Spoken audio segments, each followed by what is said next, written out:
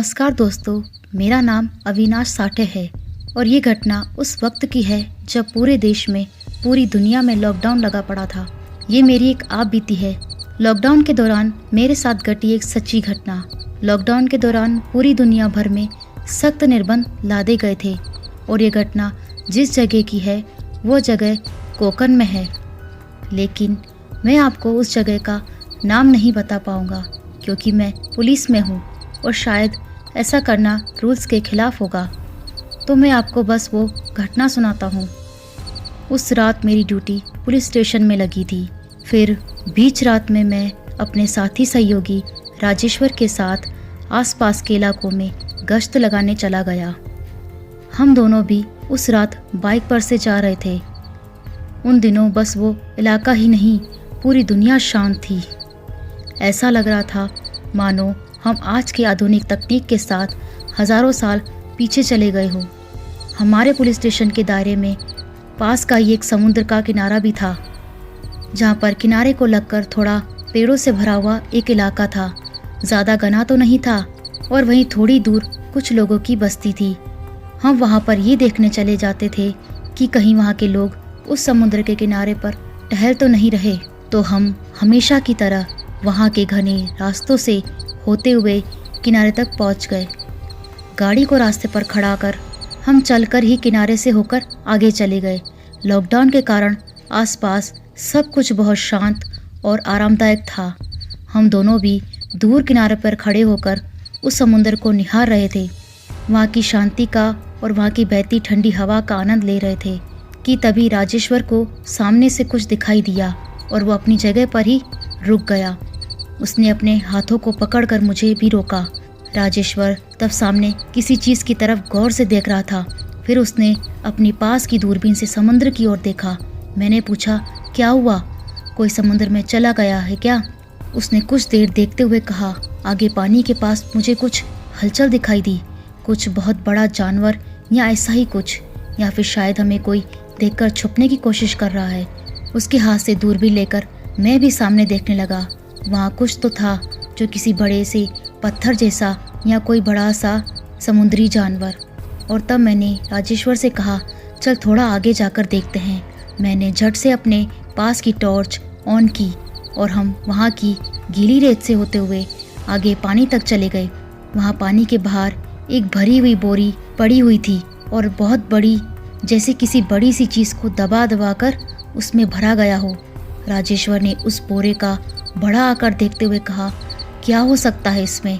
हम दोनों को भी शक था उसमें कोई लाश होगी। मैंने डंडे से उस बोरी को दबाकर देखा और कहा, पता नहीं, पर कुछ ठोस या नरम जैसा है। तब राजेश्वर ने भी अपने पास के डंडे से उस बोरी को दबाकर देखा, कहीं इसमें किसी की लाश तो नहीं। उसने मेरी मन की बात जान ली थी, पर उसकी बात सुनकर मैंने भी फिर डंडे से उस बोरी को 3-4 बार अलग अलग जगह पर दबाकर देखा। लग तो ऐसा ही कुछ रहा था। हम दोनों फिर उस बोरी को चारों तरफ से देखने लगे कि कहीं पर कोई खून या कोई निशान तो नहीं, पर उस बोरे पर वैसा कुछ भी नहीं था। जिस तरह से वो बोरा फूला हुआ था, लग तो यही रहा था कि उसमें कोई लाश है और वो लाश पानी में फूलकर बोरे के साथ पानी से बाहर आ गई है। राजेश्वर थोड़ी हिम्मत कर बोरे को हर तरफ से कान लगाकर सूंघकर देखने लगा। फिर उठकर खड़े होते हुए उसने कहा, जहाँ तक मेरा अंदाज़ा है इसमें लाश ही है। मैंने भी ऊपर ही ऊपर टटोलते हुए कहा, फिर तो हमें कंट्रोल को रिपोर्ट करनी चाहिए। राजेश्वर ने मेरे चेहरे पर बैटरी का प्रकाश फैलाते हुए कहा, हाँ, लेकिन पहले खुद तो तसल्ली कर लें। और उस बोरे को खींचकर पानी से दूर ले जाने की कोशिश की। उससे वो बोरा थोड़ा भी नहीं हिला तो उसने मुझे खींचने का इशारा किया। फिर हम दोनों भी उस बोरे को खींचते हुए लहरों से दूर लेकर चले गए। वैसे तो जो भी था बहुत ही भारी था। कुछ 20 कदम दूर जाने में ही हमारी जान निकल गई। राजेश्वर ने फिर उसे एक नज़र टटोल कर देखा। अब तक हमें इतना तो यकीन हो गया था कि उस बोरे में जो कुछ है वो यहाँ तो सजीव नहीं है, और अगर सजीव है तो वो जिंदा नहीं है, क्योंकि इतनी देर में उसमें ज़रा भी हलचल नहीं हुई थी। फिर मैंने अपने पास की कटर को राजेश्वर के हाथ में थमा दिया। उसने कटर के सहारे बोरे को ऊपर ही ऊपर उधेड़ना शुरू किया। उस दौरान वो बोरा एकदम से खुल गया और बोरे के अंदर से फुला हुआ आधा शरीर बाहर निकल आया। हम दोनों भी घबराकर पीछे हट गए। एक बहुत ही तेज गंदी बदबू हमारे नाक में चली गई और उस लाश के दोनों हाथ छाती की तरफ थे, आंखें बंद थी और चेहरा नाक एकदम सीधी थी। लाश का बाकी आधा शरीर बोरे के अंदर ही था। राजेश्वर ने उस लाश के हाथ को हल्के से छूकर देखा, फिर उसकी नाक की तरफ कान लगाकर और छाती की तरफ छूकर कुछ जानने की कोशिश की। उसके शरीर में कोई आवाज़, कोई हरकत नहीं थी। थोड़ी बहुत जांच करने के बाद उसने कहा, ये तो कब का मर चुका है। मैंने भी टॉर्च की रोशनी में उसका चेहरा देखते हुए कहा, हम इसे ऐसे ही रहने देते हैं, क्राइम सीन है और कुछ यहाँ वहाँ हो गया तो निशान मिट जाएंगे। राजेश्वर बात को समझकर गाड़ी के पास गया और वहाँ से वायरलेस फ़ोन से उसने कंट्रोल रूम को खबर कर दी। हम जिस जगह पर थे वहाँ हमारे मोबाइल में रेंज नहीं थी। रेंज के लिए हमें वहाँ से थोड़ा रास्ते की तरफ जाना पड़ता था। फिर थोड़ा बहुत रेंज मिलने पर मैंने पुलिस थाने में फ़ोन मिलाया। तब हमें पता चला कि स्टेशन से बाकी सभी लोग आसपास के इलाकों में गश्त लगाने चले गए हैं। उस वक्त थाने में बस एक ही हवलदार था। उन दिनों लॉकडाउन की वजह से ज़्यादातर पुलिस वाले बाहर ही थे। बहुत से लोग इमरजेंसी ड्यूटी पर लगा दिए गए थे और इसीलिए वहाँ जल्दी से किसी के आने की उम्मीद नहीं थी। हम दोनों भी सोचने लगे कि अब आगे क्या करें। हम दोनों ने भी अपने अपने मोबाइल निकालकर उस लाश के आसपास की कुछ तस्वीरें लेना शुरू किया। फिर करीब आधे घंटे बाद हमें फिर से एक कॉल आई। मुझे पुलिस स्टेशन से खबर दी गई कि कुछ 2 घंटे में एक एम्बुलेंस और क्राइम सीन की जांच के लिए अन्य सहायता आ जाएगी।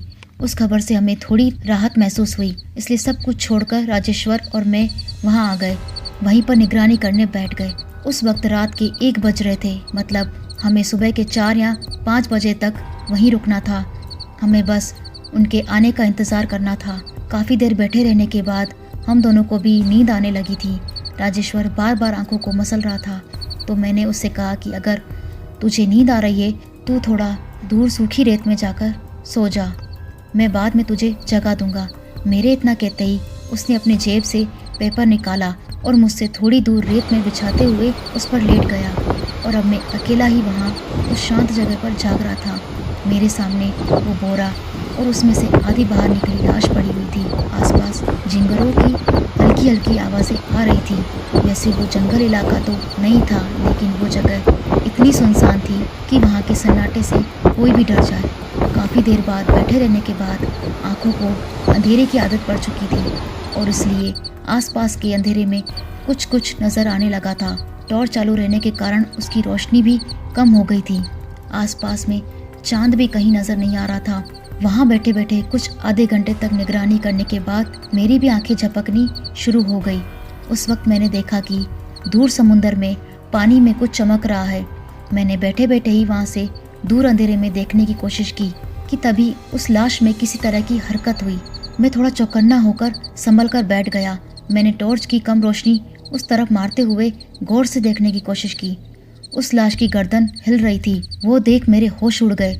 मैं थोड़ा पीछे जाने लगा और फिर मैं कुछ समझ पाता उससे पहले ही वो लाश बोरे से बाहर निकलकर खड़ी हो गई।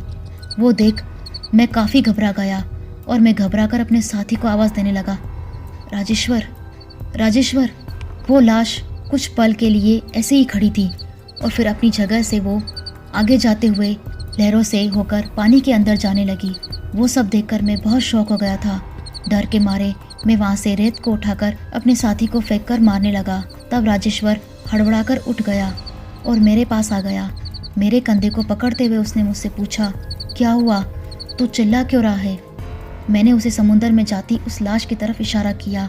उसने सबसे पहले तो बोरे को देखा, बोरा खाली पड़ा था, और फिर उसने सामने देखा।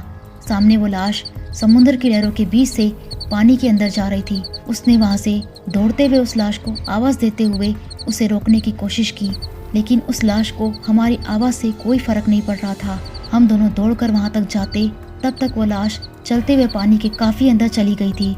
वो पूरी तरह से डूब चुकी थी और हम दोनों लहरों से दूर खड़े होकर बस वो देखते रह गए।